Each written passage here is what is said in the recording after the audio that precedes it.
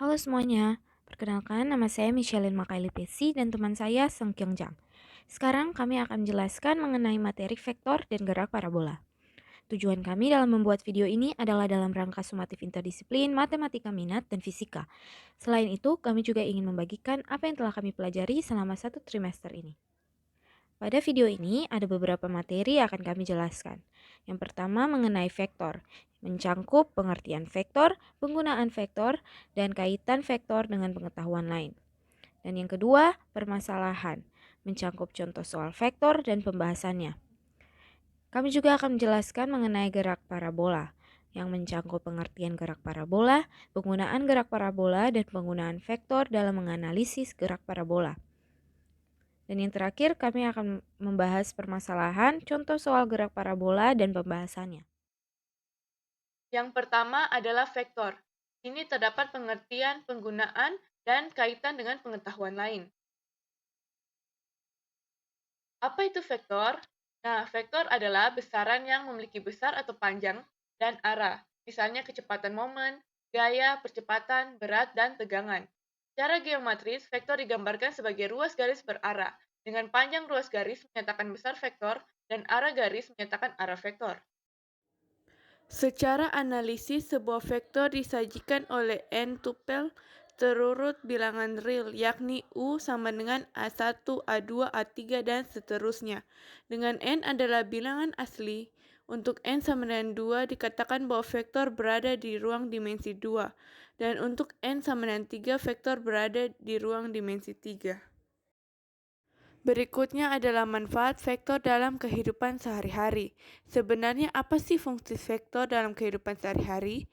Salah satu fungsi vektor yaitu jika kamu bercita-cita menjadi seorang pilot, materi vektor sangat penting bagi kalian.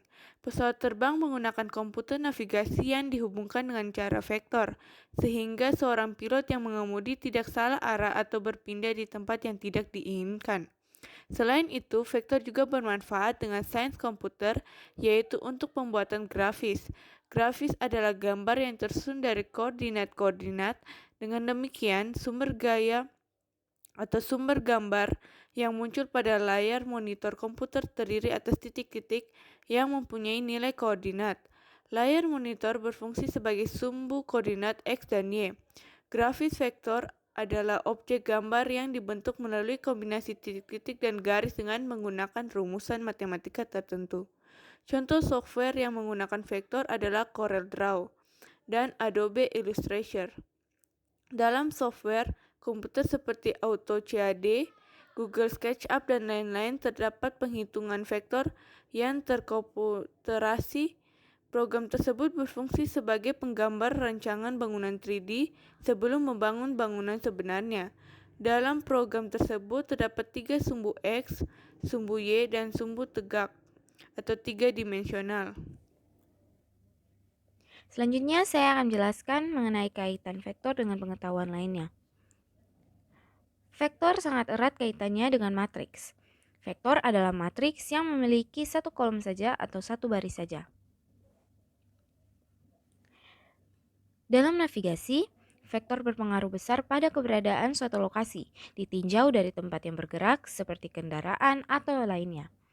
Teknologi ini disebut sebagai Global Positioning System atau GPS, di mana sistem ini memberitahukan lokasi di permukaan bumi walaupun tempatnya bergerak. Sehingga suatu kendaraan dapat mengetahui keberadaannya dan di mana lokasi tujuannya. Karena itu, vektor sangat berperan penting dalam navigasi. Contohnya, vektor yang digunakan untuk sistem navigasi pesawat terbang. Semua pesawat terbang dilengkapi dengan sistem navigasi agar pesawat tidak tersesat dalam melakukan penerbangan. Panel-panel instrumen navigasi pada kokpit pesawat memberikan berbagai informasi untuk sistem navigasi, mulai dari informasi tentang arah dan ketinggian pesawat. Pengecekan terhadap instrumen sistem navigasi juga harus teliti dan seketat mungkin. Berikutnya kita masuk ke bagian kedua mengenai permasalahan, contoh soal vektor dan pembahasannya. Permasalahannya adalah titik sudut segitiga PQR adalah P143, Q410, dan R63 -2.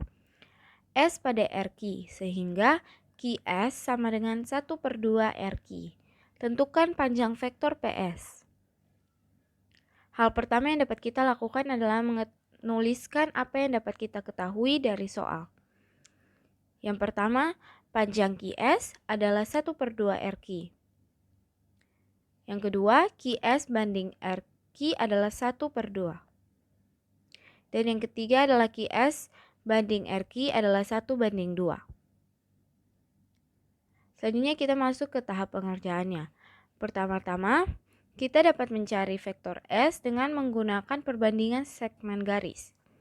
Jadi, vektor S sama dengan 2Q tambah 1R per 2 tambah 1. Sama dengan 2 dikali 410 ditambah 1 dikali 63 negatif 2 per 2 ditambah 1. Sama dengan 820 ditambah 63 negatif 2 per 3. Sama dengan 14 5 min 2 per 3. Hasilnya adalah 14 per 3, 5 per 3, dan min 2 per 3. Selanjutnya kita akan mencari PS dengan mengurangkan 14 per 3, 5 per 3, dan negatif 2 per 3 dengan 143. Hasilnya adalah 11 per 3, negatif 7 per 3, min 11 per 3. Jika sudah, kita bisa langsung mencari panjang vektor PS dengan mengakarkan 11 per 3 kuadrat ditambah negatif 7 per 3 kuadrat ditambah negatif 11 per 3 kuadrat. Sama dengan 121 per 9 ditambah 49 per 9 ditambah 121/9 diakarkan. Sama dengan akar 291 per 9. Jadi panjang vektor PS adalah 1/3 akar 291. Selanjutnya kita masuk ke bagian ketiga mengenai gerak parabola. Nah, apa itu gerak parabola? Gerak parabola merupakan gerak dua dimensi suatu benda yang bergerak membentuk sudut elevasi dengan sumbu X atau sumbu Y. Sumbu X atau horizontal merupakan GLB dan sumbu Y atau vertikal merupakan GLBB. Lalu bagaimana manfaat gerak parabola dalam kehidupan sehari-hari? Pertama, konsep gerak parabola dapat kita temukan dalam permainan bola basket. Bola basket dilempar ke atas dengan sudut elevasi tertentu, dan pada sudut tertinggi, bola basket hanya memiliki kecepatan pada arah X, sehingga bola membentuk lintasan parabola, seperti yang dapat kita lihat pada gambar. Yang kedua, benda yang dijatuhkan dari ketinggian tertentu dan memiliki kecepatan awal. Salah satu contohnya adalah gerak pada rudal yang dijatuhkan oleh pesawat tempur atau juga benda yang dilempar ke bawah jurang.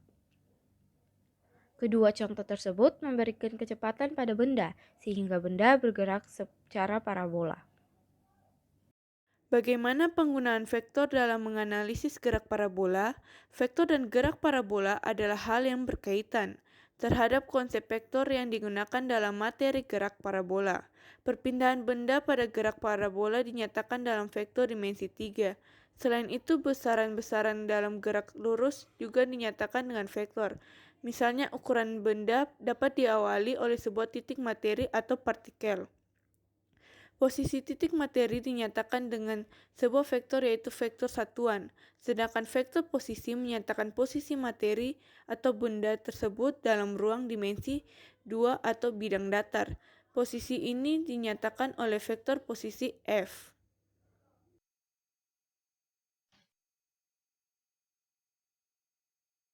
Yang keempat adalah permasalahan. Nah, di sini terdapat contoh soal gerak parabola dan pembahasannya. Nah, contoh soalnya adalah diketahui peluru ditembakkan dengan sudut elevasi 30 derajat dengan gravitasi bumi 10 meter per second dengan arah 10 meter. Jika X sama dengan 2T pangkat 3 dikurangi 4T tambah 5, Tentukan vektor kecepatan awal gerak serta proyeksinya terhadap sumbu X dan sumbu Y, vektor kecepatan setiap saat pada gerak parabola, vektor posisi titik tertinggi, jarak terjauh, dan waktu yang ditempuh untuk mencapai titik terjauh. Nah, yang pertama adalah kita akan membahas mengenai vektor kecepatan awal gerak pada proyeksi terhadap sumbu X dan sumbu Y. Nah, pertama-tama kita akan mengerjakan proyeksi terhadap sumbu X. Nah, di sini kita dapat lihat atau kita dapat menggunakan rumus yaitu V dikali cos theta. Nah, seperti yang kita tahu, V-nya adalah 10 sehingga 10 dikali cos 30 derajat karena tadi theta-nya yang terdapat pada soalnya adalah 30 derajat. Nah, maka hasil yang akan kita dapatkan adalah 5 akar 3 meter per second. Nah, selanjutnya kita akan mengerjakan vektor kecepatan awal gerak pada proyeksi sumbu Y. Nah, jadi rumus yang akan kita gunakan adalah V dikali sin theta. Nah, V ini yang sudah kita tahu tadi 10 dan theta yang tadi kita sudah juga ketahui adalah 30 derajat. Sehingga 10 dikali sin 30 derajat dan hasilnya akan menjadi 5 meter per second. Nah, kemudian yang B kita akan membahas mengenai vektor kecepatan setiap saat pada gerak parabola. Jika diketahui X sama dengan 2T pangkat 3 min 4T tambah 5. Nah, sehingga rumus yang akan kita gunakan adalah V sama dengan dx per dt. Sehingga hasil yang akan kita dapatkan adalah 6T pangkat 2 kurang 4 meter per second. Nah, yang bagian C kita akan mencari mengenai T max-nya. Nah, di sini kita akan menggunakan rumus VO sin theta per G. Nah, VO yang tadi sudah kita dapatkan pada bagian A, pada sumbu Y yang tadi kita sudah dapatkan adalah 5. Sehingga kita dapat menulisnya 5 sin 30 per 10. Maka hasilnya akan menjadi 5 dikali 1/2 per 10 dan hasilnya akan menjadi 0,25 second. Kemudian yang D kita akan mencari X mass-nya dengan rumus VO pangkat 2 sin theta pangkat 2 per 2G. Maka akan menjadi 5 pangkat 2 dikali sin 2 dikali 30 per 2 dikali 10. Maka hasilnya akan menjadi 25 dikali 1/2 akar 3 per 20. Maaf, per 2. Dan hasil akhirnya akan menjadi 25 per 3 second. Nah, kemudian yang E kita akan mencari Y max-nya dengan rumus 2 dikali VO sin theta per G. Maka akan menjadi 2 dikali 5 sin 30 derajat per 10. Dan akan menjadi 2 dikali 5 kali 1/2 per 10. Dan hasil akhirnya akan menjadi 0,5 second. Selanjutnya, kami akan membacakan refleksi kami masing-masing. Refleksi saya adalah, pertama, bagian dari pengerjaan sumatif yang membuat saya bertumbuh adalah saat diskusi dengan partner saya. Saya menyadari pentingnya waktu yang diberikan dan harus digunakan dengan maksimal. Selain itu, pengerjaan sumatif ini juga menyadarkan saya pentingnya diskusi dan kerjasama. Kedua, saya dapat melihat bahwa kedua materi ini dapat digunakan dalam kehidupan sehari-hari. Hal ini karena penggunaan vektor dan konsep gerak parabola sangat dekat dengan kehidupan manusia. Sebagai contoh, permainan bola basket dan pada pesawat terbang. Ketiga, kendala yang saya alami saat mengerjakan sumatif ini adalah dalam komunikasi. Karena pembelajaran jarak jauh, sulit untuk berdiskusi tanpa tatap muka langsung, karena selalu saja ada kendala. Misalnya seperti mati lampu atau jaringan internet yang kurang stabil. Berikutnya adalah refleks. Jadi, menurut saya bagian yang dapat membuat saya berkembang dari pembelajaran ini adalah semuanya. Karena dari pembelajaran tersebut, saya dapat atau saya bisa mengetahui banyak hal dan dapat berkembang atau mendalam dalam hal-hal yang terdapat pada pembelajaran. Berikut adalah situs-situs dan sumber-sumber yang kami gunakan dalam membuat materi presentasi pada hari ini. Di akhir presentasi ini, saya ingin mengajak teman-teman sekalian untuk belajar dan mengembangkan diri dengan maksimal, sehingga kita terus bertumbuh, mengingat konsep pembelajaran ini juga dipakai dalam kehidupan sehari-hari. Terima kasih sudah menonton video kami sampai akhir. Semoga bermanfaat dan Tuhan Yesus memberkati kita semua.